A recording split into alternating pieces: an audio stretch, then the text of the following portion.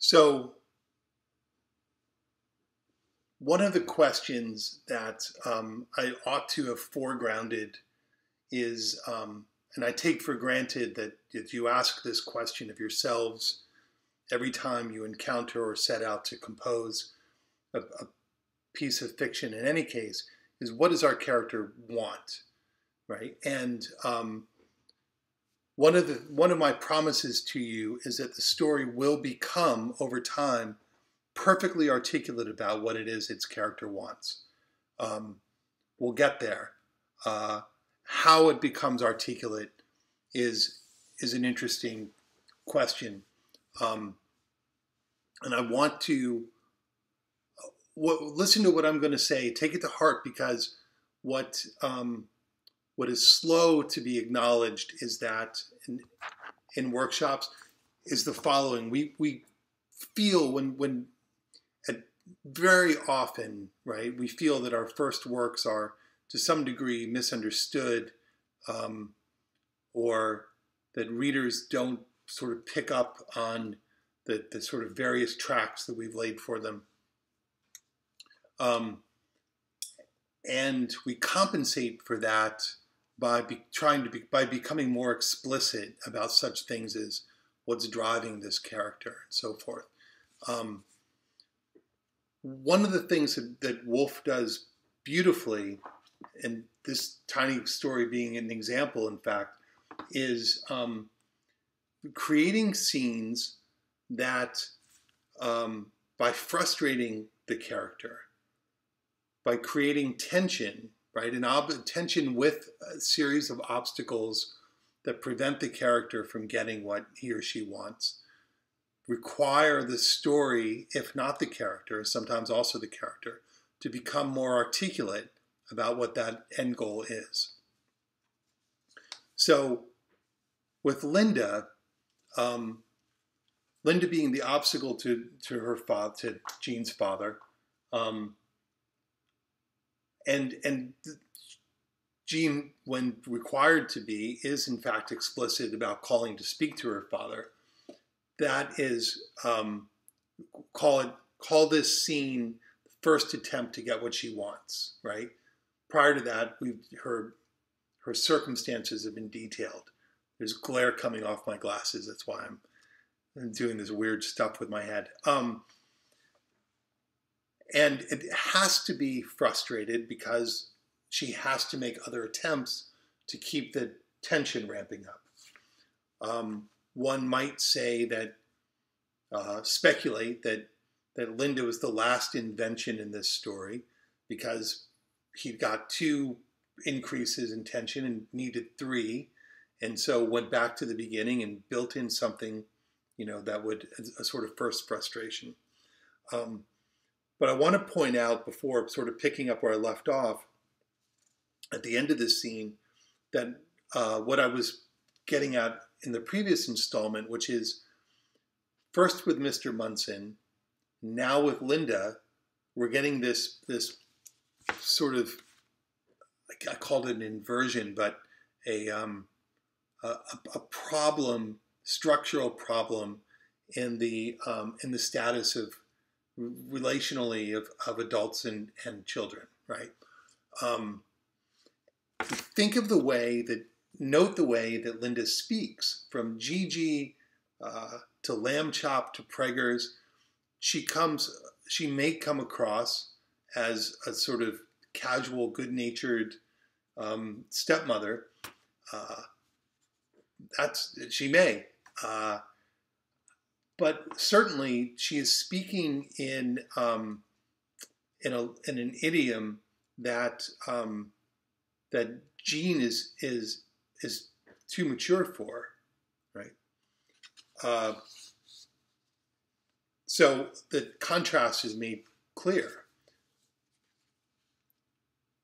in the fact that we've now, in Todorov fashion, in the Magic Swan Geese fashion, have encountered 2 adults who are prone to doing the frivolous, childlike, maybe childish things, and leaving Jean to her own devices is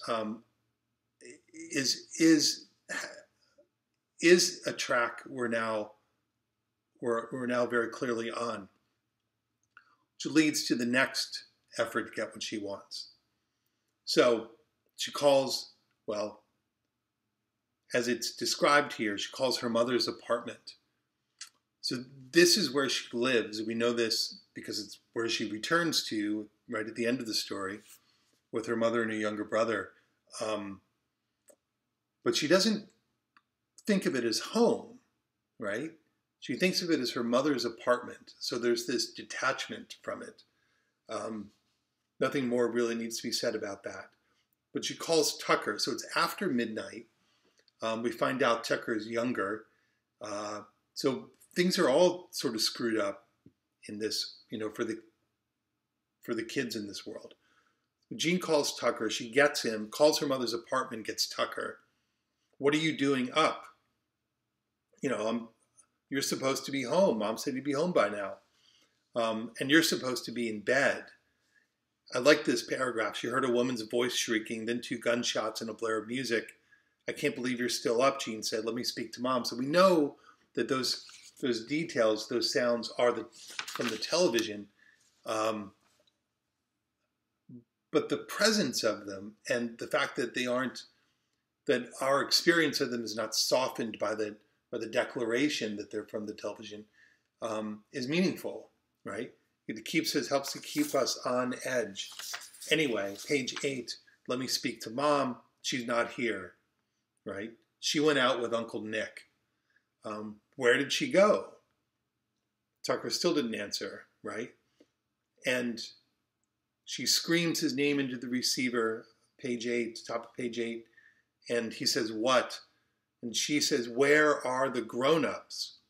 And if you've been following this story, right, so far, that is as apt a question as one might ask. I don't know, right? And hang up the conversation, and Jean, persistent, right, goes, grabs the telephone book out of the desk, but she could not remember Nick's last name. So, which raises this question, and again, right, we're seeing patterns play out. It raises this question about in what way Nick is an uncle, right? If Nick were, an actual uncle, chances are good that Jean would know his last name. And so there's something else happening, right? Apparently with the mother's diction here, that uncle is a sort of way to what? It's a disguise, right? It's a smokescreen. It presents Nick's role in her life as something that it's not, as something more digestible than another maybe more direct and honest name would be. So I point that out only because if you've gotten this far, you've already recognized the sort of similarities of that linguistic move and Linda's linguistic moves, right? And hence the pattern. And further, the mother is out with this Uncle Nick, whoever exactly he is, having left the children, now plural, right, to their own devices. So we see that pattern continued, and with each occurrence, Jean's circumstances, her alone in the place she shouldn't be alone, is deepening. Okay, so what does one do when it's after midnight, you're waiting for your boss to come back to give you a ride home? You can't get either your mother or your father on the phone. You call somebody else, right? This is the third attempt now, right? Reaching out to dad was attempt 1. Reaching out to mom was failed attempt 2. Attempt 3 is now going to be this prank call.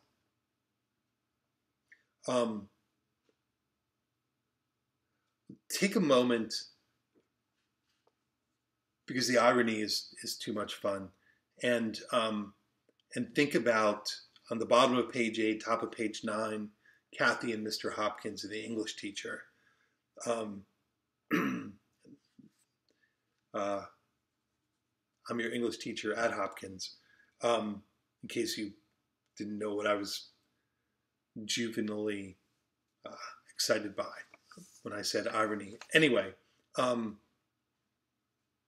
Mr. Hopkins, English teacher, also taught driver's ed, and Kathy said he had practically climbed on top of her when they were doing parallel parking.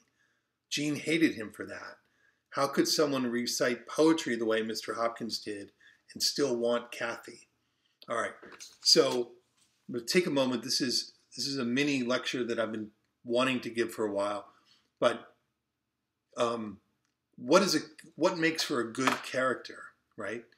A good character has, like all things, right, twin competing components.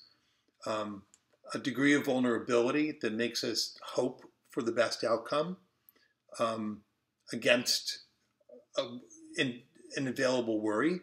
And in this case, Jean being 15 and having been, left to her own devices by a series of adults, we can include maybe Mr. Hopkins in this, has plenty of vulnerability invested in her, in the characterization, as set against a strength. That Jean must have some strength that permits us to think that maybe she can get out of her circumstances, that she has what's required to overcome them, right, or not be defeated by them. So I want to just spend a moment thinking about, who Jean is and to what degree we have a vulnerability, a reason to worry, and to what degree we have a reason to think that we might not have to worry for too long. What are the first things that we encounter about her? Well, she's taking care of the night's receipts, right? She's left alone at the theater, her place of work, and she's doing what she's supposed to. She's responsible, right? And we'll call that a strength. At the same time, the next paragraph, she's out shoplifting with her girlfriend Kathy when she sees Mr. Munson on the rink. So there's something worrisome, right?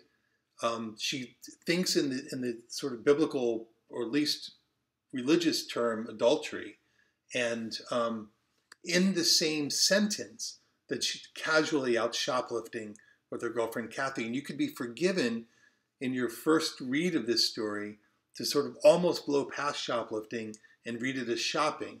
That's how casually it's offered to us. So there are components to her, right, that are at odds with each other, right? This sort of the religious feeling, moral feeling, codified in adultery, and the absence of those things codified in shoplifting. The responsible thing to handle the money, the night's receipts at work, even though she's been left to her own devices, set against the casual attitude of being out shoplifting. So whatever's going on with the adults here, right? The thing we worry about is that the shoplifting, casual, morally flexible part of her will win, and this other part of her will lose. But we know that the other part, the upright, responsible part, exists, and that's enough to give us some hope that she at least has the tools to make it if she chooses to. Be right back.